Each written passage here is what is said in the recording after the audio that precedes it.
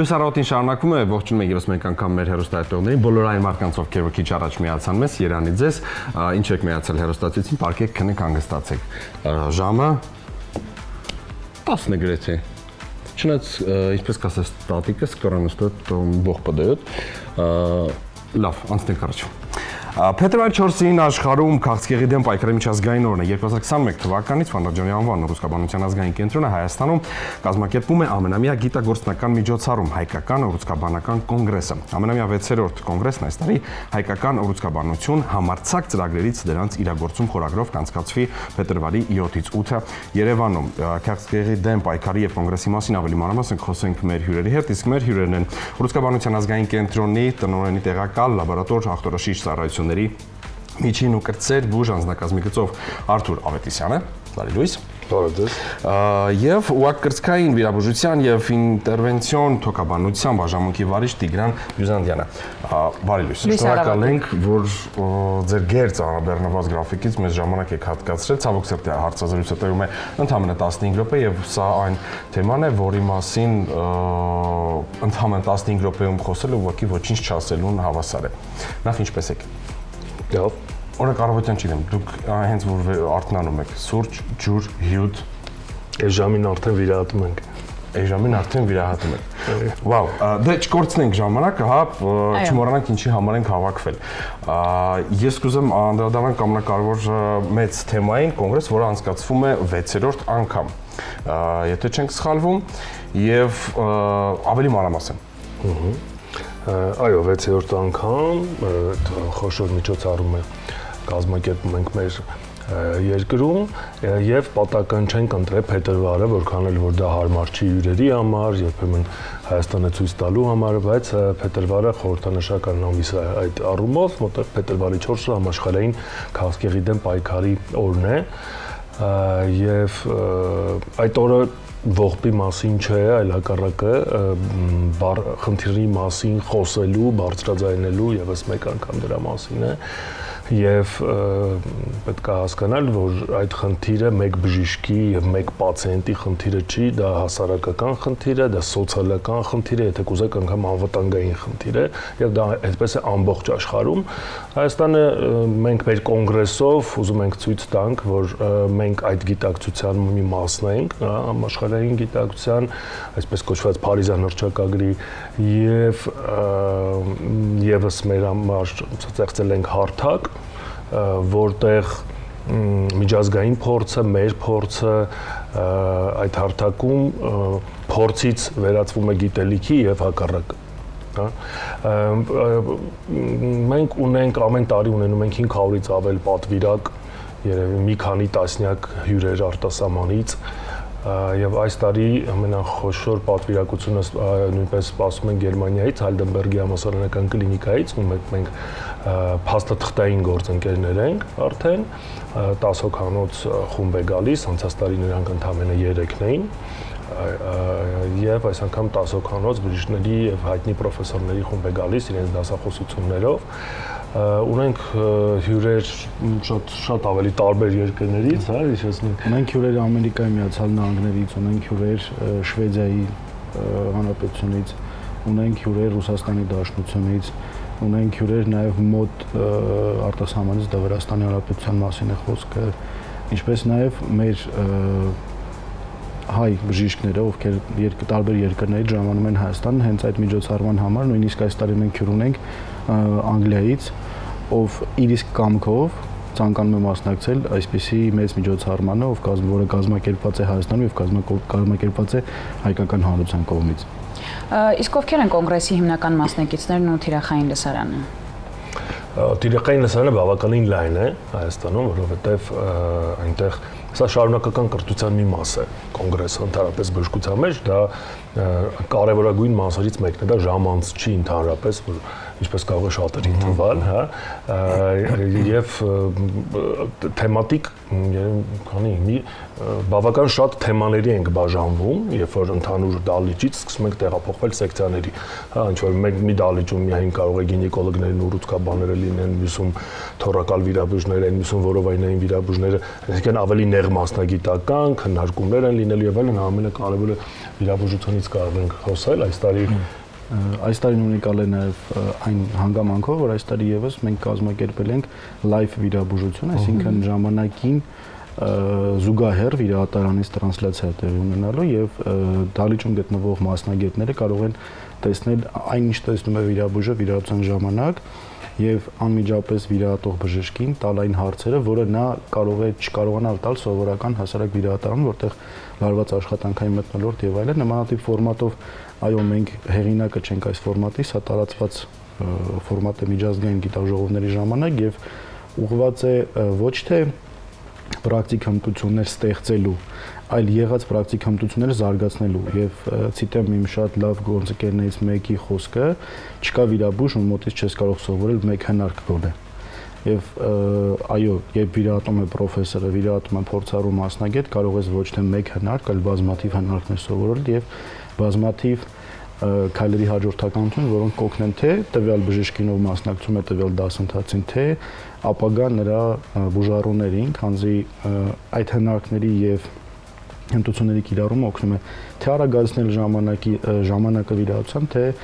ապավել ավելի անվտանգ վիրահատություն բարդությունների տեսանկյունից։ Հետաքրքիր, այսինքն նախորդ կոնգրեսներին այս ծրագիրը ներառված չի եղել։ Բոլոր 5-ում չեն եղել նախորդում, բայց ունեցել ենք էլի, այսպես ասած, վարպետաց դասեր, երբ վիրահատությունը տրանսլյացիա է լինում դահլիճ եւ ակտիվ զրույց է լինում վիրաբույժի հետ, վիրասրահից եւ դահլիճի վիրաբույժների հետ։ Գիտեք, երբեմն լինում են անգամ այդպիսի կոնգրեսներից, անգամ փորձառու վիրաբույժները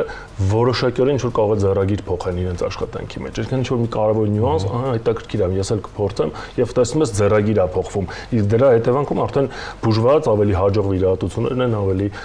բնականաբար լավ արդյունքներն են։ Մի բան կուզեի ավելացնել, եթե թույլ տաք, բժիշկը հիշեցրեց մեր շվեդ հյուրերի մասին, իրենց հատուկ ենք հրավիրել 3 Շվեդիայից 3 մասնագետ ունենք, որոնք ճառագայթային ուռուցքաբաններ են։ Եթե ուշադիր եք, Հայաստանում վերջին տարիներին բավական արագ զարգանում է ճառագայթային ուռուցքաբանությունը այն առումով, որ նոր սարքեր են ձեռք բերվում, իսկ դա դժվար ոլորտ է, որտեղ ամեն սարքը կարող է արժանալ 2-3 միլիոն դոլար, եւ այսօր Հայաստանում այդ սարքերից արդեն մի քանի հատ կան, կարծես 5, հա, երևի։ Ի վերջո, եւ հիմա այդ եւ նոր սարքերից բացի ամեն ինչը պետք է ավելի հմուտ աշխատես այդ սարքերի հետ, իրենց բոլոր հնարավորությունները օգտագործես եւ շվեդերը դա Շվեդիայում կա Կարոլինսկա ինստիտուտ, բավական նեղ մասնագիտացված հենց ճառագայթային ուռուցքաբանության մեջ, նրանք գալիս են այստեղ մեր խնդիրները, այսպես ասած, գույքագրելու մեր խնդրանքով եւ միասին ճանապարհային քարտեզ մշակենք, ինչպես դա սարքենք ուսումնական ծրագիր։ Այսինքն մեր ծրագրի, այսպես ասած, պլանավորված մինիմումը դա ունենանք շարունակական ուսումնական ծրագիր, իսկ մաքսիմումը, եթե հաջողվի, տարածաշրջանային դպրոց, այսպես ասած։ Փետրվարի 4-ը համարվում է համաշխարհային ուռուցքաբանության օր, կարող եք ասել, թե ուր է հասել հայկական ուռուցքաբանությունը այս հիվանդության դեմ պայքարում։ Միգուցե շատ գլոբալ հարց է, դժվար կլինի այս հարցին պատասխանել։ Դժվար չէ, տեսեք, մենք իրականում չենք կարող շատ մեծ գլուխգովանք ասենք մենք էլ ենք գիտություն գեներացնում, որտեղ դա ծայրահեղ մեծ ֆինանսական միջոցներ է պահանջում եւ երևի տասնամյակներ հատուկ ուղղությամբ կրթություն, հա, բայց մյուս կողմից էլ չենք ուզում մեզ դրսևորենք որպես պարզապես դիտորդ, հա, եւ այս կոնգրեսներով դա փորձում ենք լրացնել այդ ամեն ինչը։ Այսպես ասեմ, գրականությունը ինքը այնպես բաց է եւ սովորելն էլ է բաց, համաշխարհային ուռուցքաբանության դռները ցանկացած բժիշկի համար բաց են, պետք է միայն ցանկություն։ Օրինակ մեր կենտրոնի բժիշկները պարտավոր են գնան արտերկիր վերապատրաստման, իդեպ հենց կենտրոնի հաշվին, այսինքն եթե ինչ-որ պասիվություն ենք տեսնում, դրա հետևանքները կարող է ունենալ, այսպես ասեմ։ Իսկ ընդհանրապես աշխարհը ուռուցքաբանությունը որպես գիտություն այնպես արագ է զարգանում, որ դժվար է պատկերացնել, թե եւ հավատացեք, անգամ մարզական բանականությունն է սկսել օգնել դեղամիջոց արտադրելու մեջ, եթե մի դեղի վրա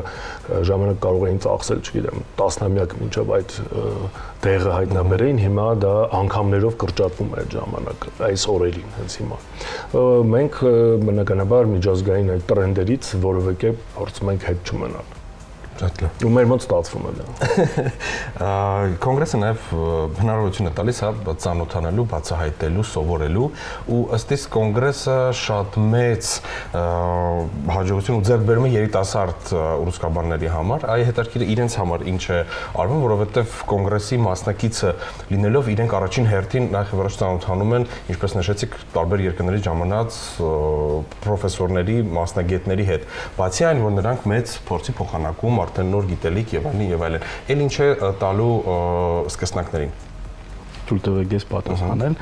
Անդրադառնալով գիտական ծրագրին, մենք ունենք երկօրյա գիտական ծրագիր մոտ 120 զեկույցողով եւ այդ ամենը բաժանված է 12 տարբեր մասնագիտական դաշտերին, այսինքն ասել է թե ուռուցքաբանություն դա մեկ մասնագիտություն չէ առանձին վերսած, այլ առանձին ճյուղեր եւ առանձին ենթաճյուղեր են,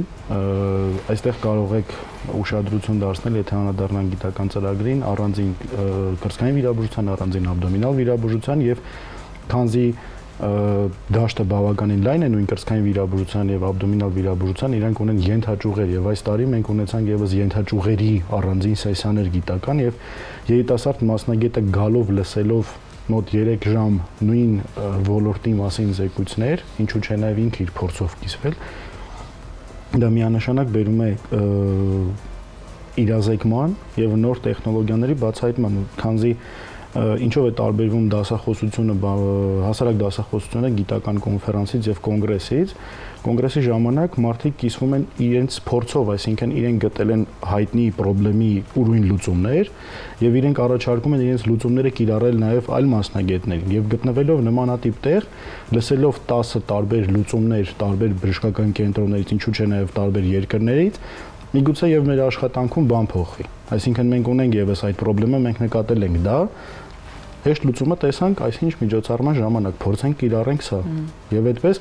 բոլոր մասնագիտական դաշտերը, դա մամոլոգիան է, դա գինեկոլոգիան է, դա ուրոլոգիան է, դա մանկական ուռուցքաբանությունն է, դա պալիատիվ թերապիան է եւ նույնիսկ այն ծրագրերը, այն մասնագիտությունները, որոնք ցավոք չեն ընդգրկվել ելնելով դիմորդների քիչ լինելուց եւ այլն, չնայած նրանք հաշված են, նրանք բազմաթիվ չեն, լսելով այլ մասնագիտության զեկույցներ, մենք կարող ենք եւս ունենալ ինչ-որ հմտությունների ձեռքբերում։ Ես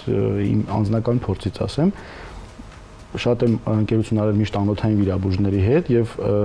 մոտավորապես 4-5 հնարք ես սովորել եմ հենց անոթային վիրաբույժներից, թվում է թե կրծքային վիրաբուժությունը նրանք կիրառելի չեն, բայց փորձը ցույց տվեց, որ այո, դա կարելի է կիրառել։ Գիտեք, բժշկության մեջ մի հատ խոսույթ կա, այնինչ կարդում ես գրքում, ամբողջ օրը սովորեցինք ինստիտուտում, հետո գալիս ես կլինիկա, տեսնում ես ուրիշ բան է կատարվում, այսինքն փորձն ու կյանքի փորձը եւ այն ինչ որ գրքում սովորել ես, հաճախ չեն համընկնում, անգամ հիվանդության ընթացքը, կարող ես կարդալ, ու գալիս ուրիշ ընթացք է ընթանում։ Այսպիսի կոնգրեսներում ավագ սերնդից այդ մանրուքները տեսնելը, փորձելը, հարցնելը պարտադիր մաս են կազմում։ Եվ իհարկե կխնդրեի նաև նշեիք, եթե կոնկրետ թեմատիկ ուղղություններ կան, հա, որովհետև կարծում եմ, օրինակ նախորդ տարվա, մյուս տարվա հետ տարբերություններ կան ու ինչպես են ընտրվում ուղղությունները։ Թե ոչ թեմաների շուրջ այս տարի մենք ունենք 2 թեմատիկ սեսիա կրծքային վիրաբուժության մասին, 2 թեմատիկ սեսիա աբդոմինալ վիրաբուժության մասին, ուրոլոգիայի թեմատիկ սեսիա, մամոլոգիա, մանկական ուռուցքաբանություն, պալիատիվ թերապիա, գինեկոլոգիա, կլինիկական ուռուցքաբանություն եւ ուրեմն մոռացա։ մեկ հատն էլ կունենք, դա թող մնա գաղտնիք Ի վերջո ընդհանուր թեմաներ ունենք, դա մեծ դահլիճում։ Եվ ընդհանրապես գիտեք ինչ, երևի ընդհանրապես հեծանիվ չեմ հնարի, որ ասեմ սովորական մարդկային կապերը, անձնային կապերը մեծ նշանակություն են բոլոր ոլորտերում, նույնը բժշկագիտության մեջ։ Եվ այսքան հայտնի աստղաբույր արտասահմանցի բժիշկների, որ հավաքում են, դա էլ անձնական կապերի շնորհիվ է։ Մեկ այլ կոնգրեսին մենք կարող ենք գնալ, ծանոթանալ, հրավիրել, հետո եւ խոսքից խոսք արդեն տեսնում ես ճառագայթային թերապիայի դպրոց ես ուզում հիմնել, հա, այդ շղթան գալի հասնում է դրան, իսկ շղթայի արդեն շահողը պացիենտն է։ Այսինքն ինչ որ միտեղ մեկի հետ ծանոթանալուց այդ շղթան բերում հասնում է բուժված պացիենտի։ Կոնգրեսները դա մեր կյանքի ամենօրյա անբաժանելի մասն է։ Շնորհակալ ենք շատ, պարոն Ավետիսյան, պարոն Բյուզանդյան։ Ինչպես նշեցի, սա ոչինչ չէր երևի այս թեմայի շուրջ խոսելու, որովհետև 15 րոպեն կարծես թե նոր ասացինք ձեզ բարի լույս, բայց հիմա ստիպված ենք ձեզ հրաժեշտ տալու։ Վստահ եմ, որ կրկին կունենանք հանդիպումներ, միգուցե դուք շատ զբաղված կլինեք, բայց Վանոջանից վստահ եմ կլինեն տաղանդավոր մարդիկ, ովքեր կան մեր մոտ կգտնեն այդ ժամանակը եւ կխոսենք նոր հաջողությունների, ձեռքբերումների եւ հաղթանակների մասին, ինչու՞ չէ նաեւ դպրոցի մասին, որը որ միգուցե ստեղծվի։ Շնորհակալ ենք շատ։ Գնացեք մեզ հետ ժամանակի հետ կապված միշտ ժամանակը վազում է, շտապում, չգիտեմ ուր է գնում, այո, ընդմիջվենք գովազդով, ինչից հետո կընդունենք մեր հաջորդ կարևոր հյուրերին։ Մնացեք մեզ հետ։